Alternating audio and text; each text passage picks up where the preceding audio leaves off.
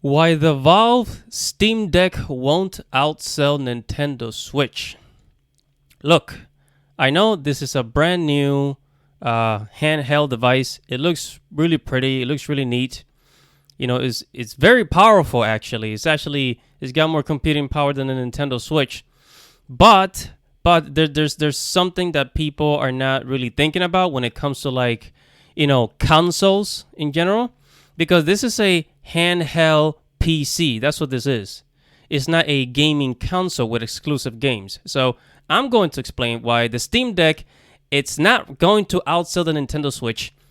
It's not everybody. It's not going to be this huge, gigantic success. And I'm going to explain why. So let's go, guys. Let's get into it.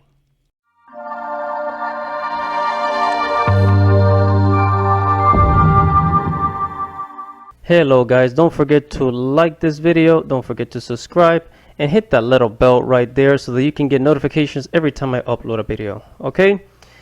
Enjoy. What is up, guys? This is your boy Andy Matrix. Welcome to Andy RCV, where I talk about anime, video games, geek culture, and Japanese culture.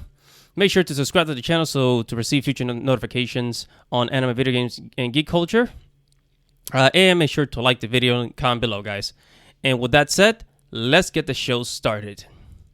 So the first thing on the list as to why the Steam Deck is not really better than a Nintendo Switch or won't outsell the Nintendo Switch is because Nintendo has had about 5 years of credibility, right? Right, yeah, just about. So it was released in 2017, if I'm not mistaken. Correct me if I'm wrong. Nintendo Switch was released in 2017, right? And it became a huge success. I mean, it sold more. It has outsold the both PlayStation and Xbox. To date, there's 88 million units of the Nintendo Switch have been sold, right? And the Valve Steam Deck, although it's a really nice device, I doubt that it will get that far, but we'll see. So the second thing is Nintendo has exclusive games that you cannot get anywhere else. So if you want to play Pokemon, Zelda Breath of the Wild, Kirby, Mario games, recently, what's the new game that's coming out? Metroid. All of those are Nintendo exclusives.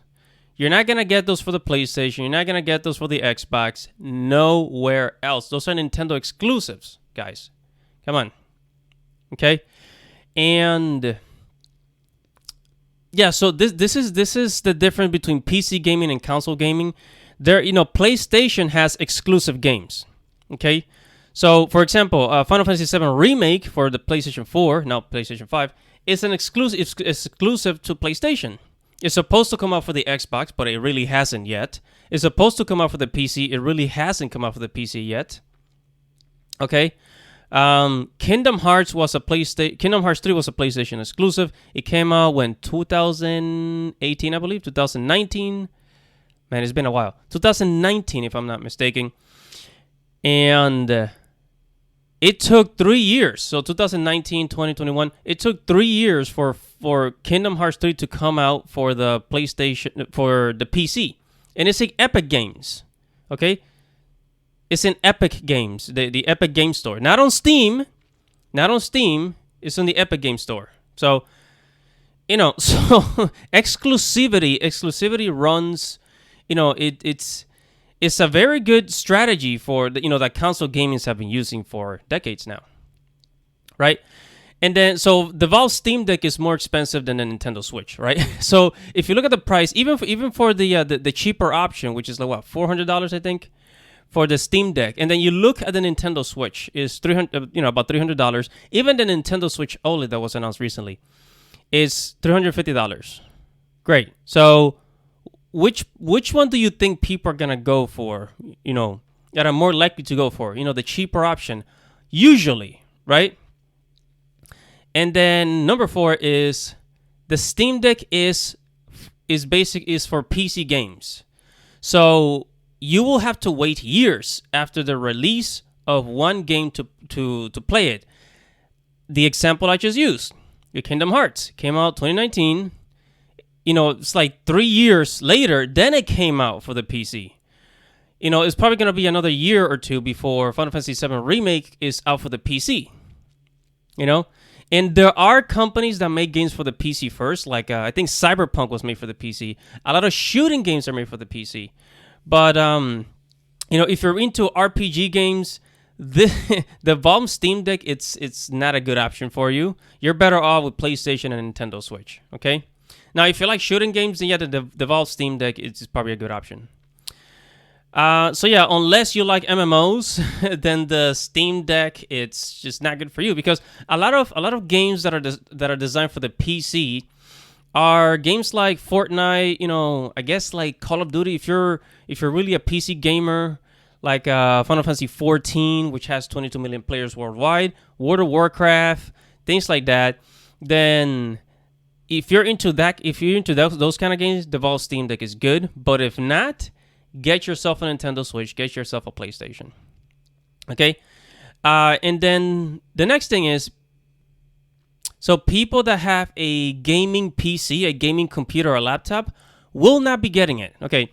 This is a mobile device, right? It's a mobile device that you can carry anywhere, and you can hook it up to your TV or computer so you can play on a bigger screen, for 4K.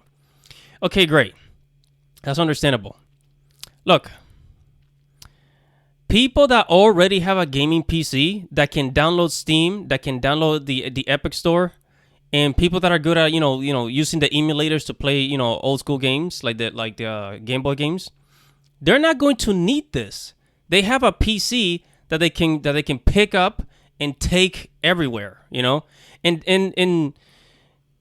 which also brings me to the battery issue. The battery power on the Valve Steam Deck, it's no better than a laptop. What, 3 hours they say? 3 to 4 hours? Same thing with a regular laptop. About the same battery power. 3 hours, 4 hours at most. Even with my personal ASIC, what do I have? An Asus ROG Zephyrus G15. On safe mode, it gives me 7 hours of computing power, of being on the computer, right? On safe mode, if I reduce a lot of his features, the lighting and all that, but then if I increase the performance on the laptop, it's only gonna give me like 2 to 3 hours of battery power. So just like a Steam Deck, you're better off with your laptop instead of spending more money. Okay.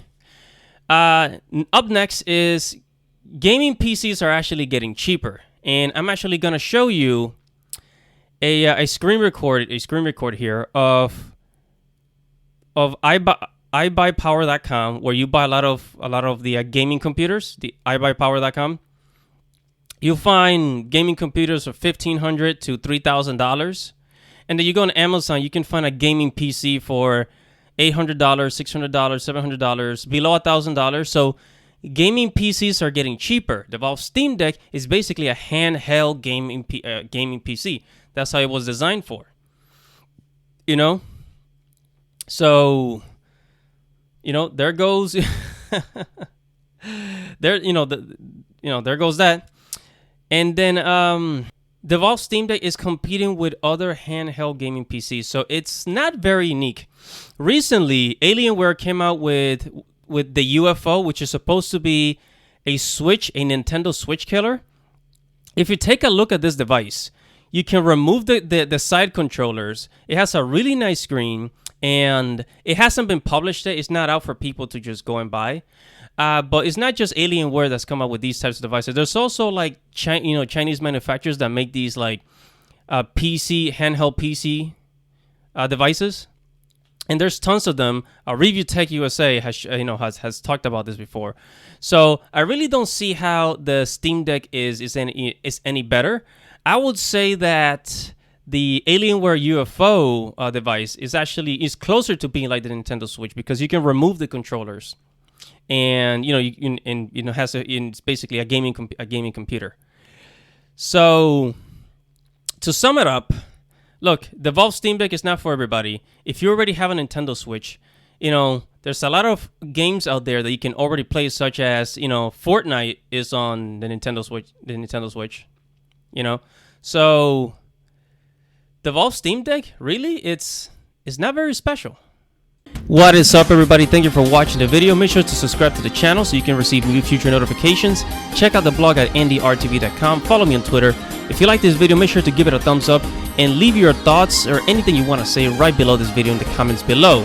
This is Andy Matrix. Thank you for watching. Godspeed, everybody. Godspeed.